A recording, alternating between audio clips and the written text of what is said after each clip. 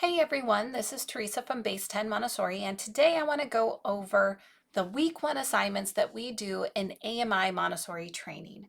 Now, some of you might remember that I started a series on observations last summer, and now we're coming back to it again this summer. Last summer, I really just framed it up with how do you first approach this topic in Montessori training, and now this summer, I want to actually talk about what assignments we actually did for observations. So this video is going to be all about what I did in my week one assignments during my Montessori training. So for those of you who are not familiar with AMI Montessori training, when it comes to observations, we're going to spend 3 weeks observing in 3 different schools. And so the first week I was at one school and I had to do a whole bunch of assignments that first week, and each week would be a little bit different. So after we get through with our training at our Montessori Institute, they send us out into the world. We observe 3 different schools over 3 different weeks, and these are the assignments that we were given. So on day 1 at my first school, I had to draw a floor plan of the environment, and I'll show you a picture of that. I'll warn you though that my artistic nature is not great. Drawing is not my strength, so forgive me. If you are a good artist, this is going to be a really great assignment for you. If you're somebody who struggles with drawing, it might be a little bit difficult and it might not be your favorite part of observing. And it certainly wasn't my strength, but it is important to capture the details of your environment when it comes to observing. So you're going to draw where the doors, windows are, and the arrangement of the furniture. You're going to draw areas of the classroom for practical life, sensorial, math, and language. You may draw in a book corner. You're also going to draw in and label the sink and water sources in that room. And of course, don't forget to put in the bathrooms and the walls, and also include relevant information like pictures on the wall, plants, color of the walls in your classroom, etc. You can also write brief notes of anything that you can't draw, and then include a paragraph on the general atmosphere of the room. So that's what I did on day 1, so let me show you what that looked like for me. So once you get past day 1, you're going to do some different assignments on day 2 and 3. So you're going to observe a different child each of these days and keep a record of it. And this is what you're going to track. You're going to track the child's activities throughout the morning. You're going to track the length of time spent on each task. You're going to track how often an activity is repeated. And you're going to make note of whether or not the child puts away the work. Does the child have to be encouraged to put away his work, or can he do it independently? And what does the child do between activities? And does the child talk with other children? Take note on whether or not the child wanders around, observes others, gets lost in fantasy, disturbs others, or sits quietly and appears to do nothing. Also take note whether or not the student helps and assists others. So this is what you are going to be writing about on day 2 and day 3. On day 4, you're going to make some brief notes with examples on the following situations. The first one is, were the children independent? Pinpoint various examples of children functioning independently. Also take note of whether or not older children helped the younger children, and how did they do that? And if a child did not want to put away a work, what techniques did the adult employ to help the child put away the work? And how did the adult redirect a disruptive child? So these are going to be the things you're looking for on day 4. And if you find any of the examples to point to the opposite, if you're finding all opposite examples, go ahead and write that down as well. And lastly, here we are at day 5. On this day, you're going to record notes on group activities. This is 2+ children. What you want to look at here is if the group is started by the adult or children. How does that group activity start? What time does this happen and how long does it last? What is the number of children present and what seems to be the purpose of this group? How was the group organized by the adult? And what activities did the adult do with the children? Was the adult even involved? And how did the children respond? And after that, I want you to take note of how the group dispersed. Now after this, I have something written in here called daily observation chart. So during day 5, you're also going to do a whole class at work chart. Now, if you don't know what this is, don't worry, I'm going to go over it. And I do have free templates for this available over on my locals page. And all these resources will be made available to you down below in the comment section. So let's switch over to that daily observation chart and take a look at that. So here I am, I'm over on my locals page, which is where I have posted my daily observation charts. And you can get to that from my community post section on YouTube if you're looking for that, or in the comment section down below. But let's just take a look at the blank template I made for you. So here we are at the daily observation chart of the whole class. And you're going to see at the top here, I've left a section in green for your notes. So these are the things you need to be aware of and take a look at before you start doing your daily observation chart. And then right here, we're going to take a look at just the morning cycle to start with. You're also going to make note of how many children there are. So if there are only 28 children this day, you're going to be going up to this 28 mark as far as how many children are working at a time. And I am going to show you an example of this. We're just going to talk about the blank chart first, and then I'll show you some extra notes that I took as well. So here we are, we have how many children are in the classroom, and right here we have the time. So I'll show you what that looks like on the example chart. This part is blank because you need to fill it in. Different classrooms have different times for the morning work cycles, so it's left blank so you can write in what time your classroom works. And then right here, I want you to write down, what did they do for group time? What time was it? How long did they stay? Any of the notes that have to do with a large group time.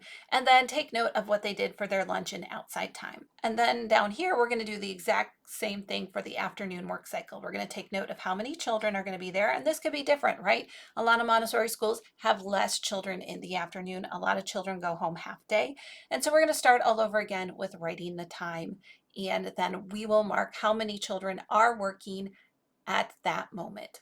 So with that being said, I'm going to switch over to the example and give you a little better idea of how you would fill in this chart. So here on my locals page, let's just go to the observation example of this type of chart. So let's take a look here. We've got our notes filled in. I put in the date. I put in, what does the weather feel like? It's cold today. It's a cold June day. There is one visitor in the classroom and there's 28 children present, 2 children absent. And there was something new in the environment when I walked into this classroom, and let's say that new thing was we put out new plants. And that might get some excitement going for the beginning of the week. That changes the dynamics of the classroom when you put something new in the environment. So take note of that before you start your observations. Now right here, you're going to see that I highlighted in gray the number 28 across the board. That is the maximum children that will be working in the classroom that day. That's how many children are present. So we're just going to max that line out and just show that's our limit. And right here, you're going to see that I filled in the time slot for this particular classroom. It's 8:45, 9, 9:15, and we are going to go by 15-minute intervals. So at 8:45, I checked that there are 16 children working. By 9 o'clock, there's a full 28 children working. And so you can see as we go along, every 15 minutes, you can check how many children in the classroom are working. And so this will give us a really good idea in the classroom of when there seems to be a lull, when the children are most engaged, when the children are falling away from being engaged. And when you start collecting that kind of data, you can start noticing behavioral patterns. Maybe there's something happening at 10 o'clock that's causing a disruption in the classroom. What could that be? Do you have somebody coming in your classroom every day at 10 o'clock that's disturbing the work and causing children to lose their focus, right? When you start noticing these patterns of behavior on these charts, you can start thinking about, well, what's causing that, right? But we don't want to go into our charts and into our observations with a theory in mind. After the data collection, that's when we form a hypothesis, and then we can start testing that hypothesis after we have collected all this data. So this is simply the beginning of scientific observation.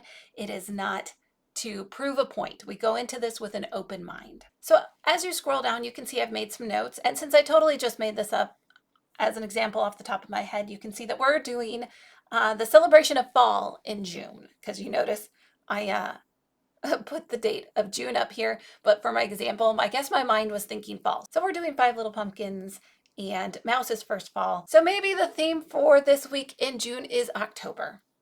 I know that doesn't make much sense, but bear with me, this is just an example. So anyways, so we did a group time, and then for lunch and outside time, we went for a nature walk, we picked up some leaves, maybe later on you'll do some leaf rubbings in the classroom, something fun like that from your nature walk outside. So just make those notes right here, and then scroll down again and you're going to see that we now have the afternoon work cycle. And for the afternoon, we only have 22 students max. The rest went home at lunchtime. And so now we can start tracking every 15 minutes the amount of work the whole class is doing throughout that afternoon work cycle.